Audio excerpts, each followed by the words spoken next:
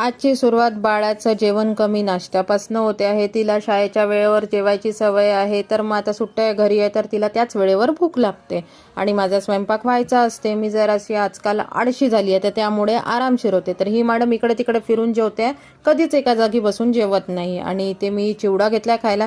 म्हटलं दिवाळीचा फराळ जरा संपवायचा, तर त्याचा कॉन्ट्रॅक्ट मी घेतला. शेव संपवण्याचा बाळाने घेतलाय. नंतर मी ते चहा घेऊन घेतला, चहा पिली. त्यानंतर मग मी माझ्या कामाला लागली. असं करता करता 1:30 ते 2 वाजून गेले होते. आणि मग नंतर कपडेही फोल्ड करायचे होते, ते कालपासून पडून होते.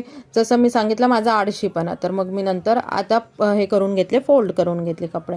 आणि इथे येते आहे हवा, छान अशी थंडी हवा येऊन राहिली आणि ऊन पण आहे. मग मी माझे कामं आवरून घेतले, जास्ती हवा नाही पाहत बसायला हवं म्हणून.